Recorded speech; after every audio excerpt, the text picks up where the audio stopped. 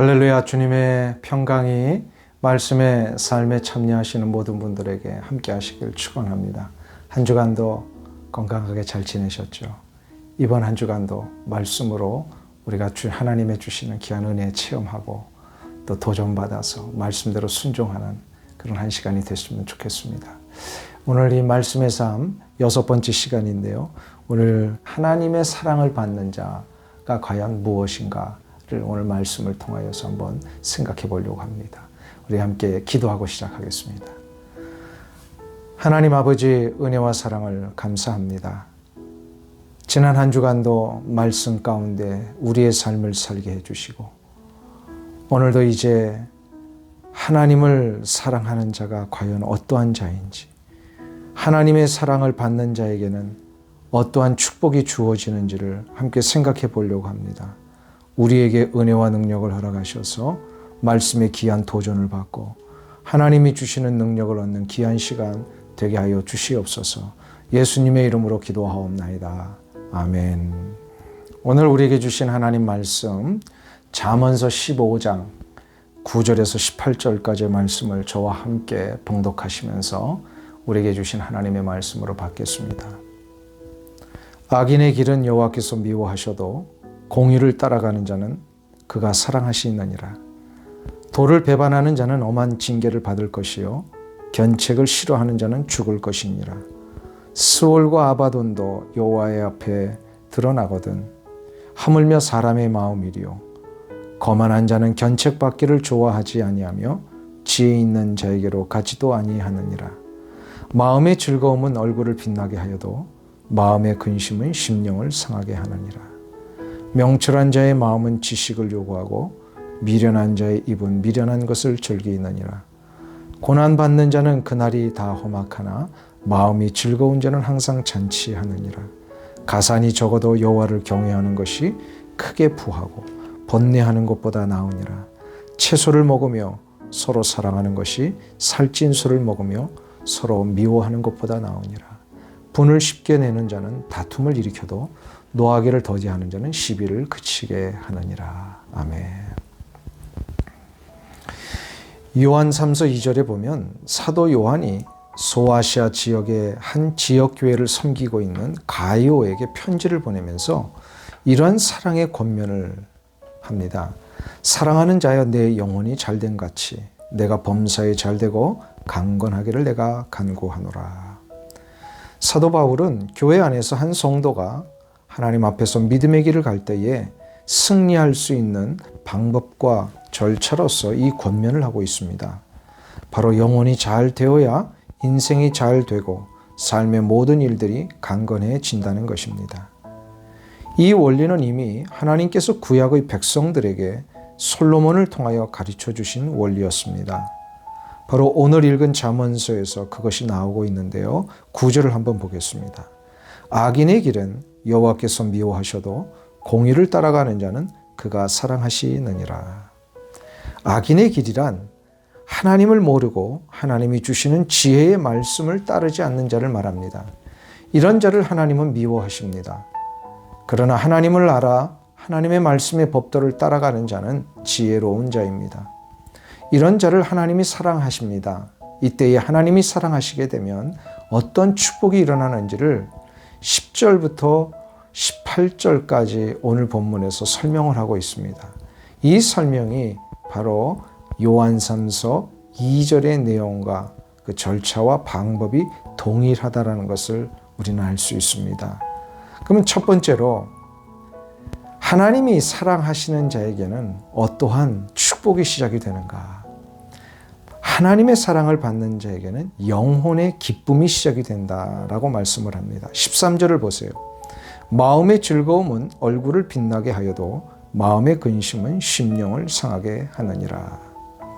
이 말씀은 조건절이 아니라 하나님의 사랑을 받은 자에게 나타나게 되는 결과적인 축복을 의미하고 있습니다.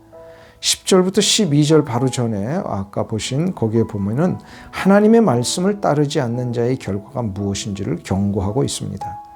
하나님의 말씀을 따르지 않으면 거만하게 되고 결국 그 인생은 죽음의 길을 가게 됩니다. 그러나 하나님의 말씀을 따르는 자에게는 하나님의 사랑의 결과로서 그 마음의 즐거움이 시작이 됩니다. 마음은 곧 영혼의 상태를 말합니다. 하나님이 그 인생을 사랑하시는 조건이 지금 무엇이라고 말씀한다고요?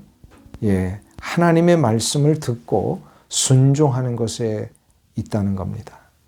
이런 자를 사랑하시게 되면 그 인생에게 마음의 즐거움이 시작이 됩니다. 왜일까요? 하나님이 사랑하시면 그 심령에 하나님의 빛을 비추어 주시기 때문입니다. 하나님의 빛은 생명의 빛입니다. 생명의 빛은 우리를 살리는 빛입니다. 이것을 제대로 깨달으려면 하나님을 모르고 사는 자의 모습을 비교해 보면 됩니다. 하나님을 모르고 살면 겉으로는 아닌 것 같은데 그 인생이 얼마나 부담이 되고 힘이 들겠습니까? 모든 것을 자신이 결정해야 하고 모든 책임을 자신이 져야 합니다. 그러니 시간이 지날수록 그 인생의 무게는 점점 더해지고 힘이 들게 마련입니다. 하나님을 알지 못하는 자는 그래서 심령이 상하게 되어 있습니다. 그러나 하나님을 알고 그 말씀에 순종하는 자는 하나님이 그와 교제를 시작하시는데 그 교제의 첫 증거가 하나님의 생명의 빛을 심기워 주시는 것입니다. 이 빛이 심기워지면 이 빛은 그에게 생명의 능력이 됩니다. 생명은 어떤 모습입니까? 기쁨이며 감사며 소망입니다.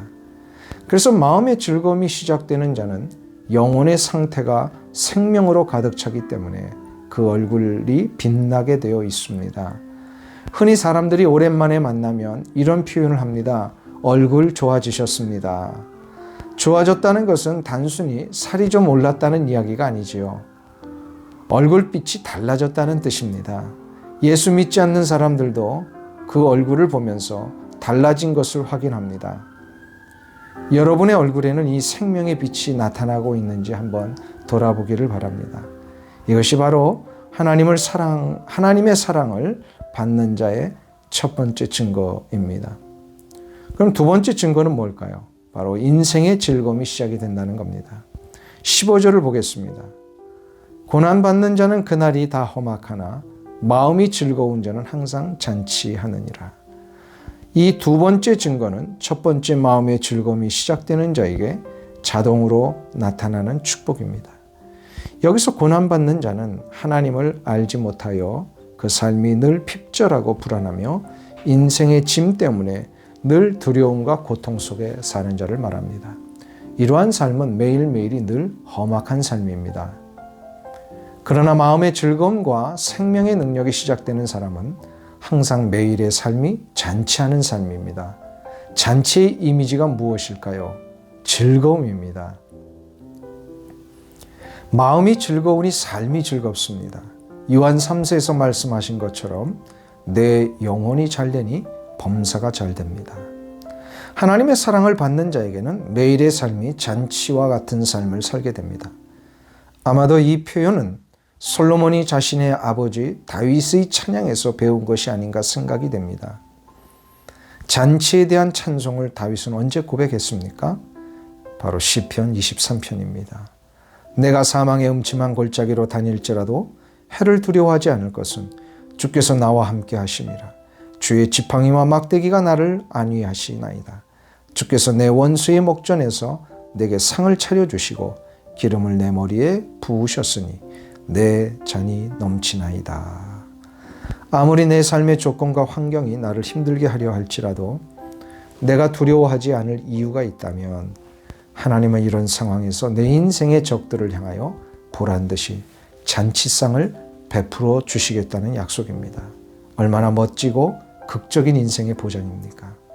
이 상황 앞에 다들 나아가 떨어지는데 이런 일 앞에 모두가 주눅 들고 움츠려 드는데 하나님은 나에게 보란듯이 잔치상을 베풀어 주십니다. 이것은 인생의 승리의 보장을 말합니다.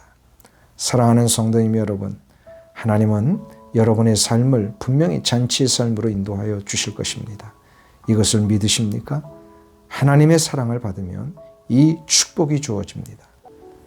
그럼 마지막 세 번째는 우리의 관계의 회복을 일으키는 축복입니다.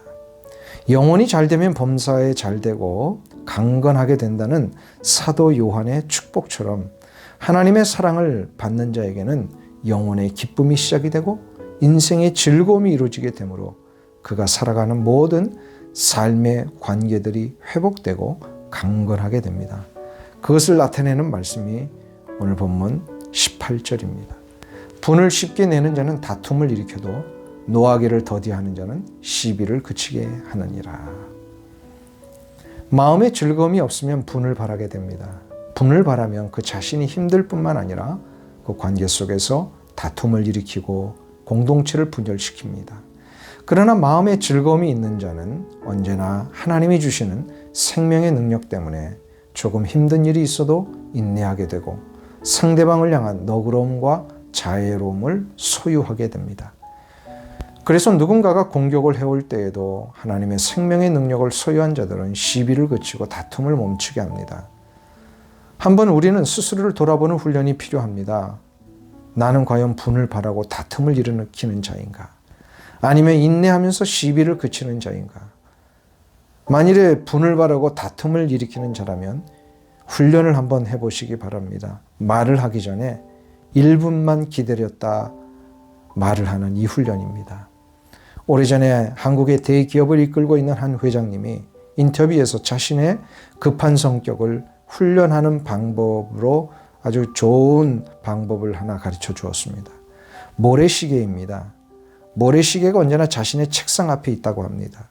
어떤 말을 하고 지시를 할 때에 그냥 말하지 않고 모래시계를 뒤집어 놓는다고 합니다. 그러면 한 1분이 걸린대요. 그 1분 동안 자신의 마음이 많이 부드러워진다고 합니다. 그 이야기를 들으면서 예수를 모르는 사람도 상대방을 위해 이렇게 마음 다스리는 훈련을 한다는데 하물며 예수 그리스도 안에서 거듭나 하나님을 사랑하고 이웃을 사랑해야 하는 우리 성도들이 이 마음의 문제를 다스리는 훈련을 안 해서야 되겠습니까? 그 훈련의 첫째 방법은 바로 하나님이 주시는 생명의 능력으로 치우는 것입니다. 그리고 인내하며 상대방을 존중하는 것입니다. 그래서 누군가가 자신에게 좋은 말, 힘이 되는 말을 할 때에는 할렐루야 이렇게 응답하고 누군가가 공격하는 말을 할 때는 예, 기도하겠습니다. 이런 말이 자동적으로 나와야 되는 것. 이것이 바로 우리가 훈련하는 방법입니다. 사랑하는 성도님 여러분, 하나님의 사랑을 구하시기를 바랍니다. 하나님의 법도에 순종하는 자에게 하나님이 사랑을 부어주십니다. 하나님이 사랑을 부어주시면 우리의 영혼이 잘 되고 내 인생의 즐거움이 시작이 되며 삶의 관계들이 회복될 것입니다. 이 은혜가 여러분에게 일어나시기를 간절히 소망합니다. 사랑하는 성도님 여러분, 오늘 주신 이 잠언의 말씀을 가지고 이 한 주간도 꼭 승리하며 실천하시기를 간절히 축원합니다. 그래서 하나님의 사랑을 받는 자에게 주시고자 하는 이 놀라운 축복들 다 누리고 여러분의 가정과 일터에서 또 세상의 사람들에게 하나님의 살아계심을 보여주시는 귀한 은혜가 있기를 간절히 주님의 이름으로 축원합니다. 다음 주에 뵙겠습니다.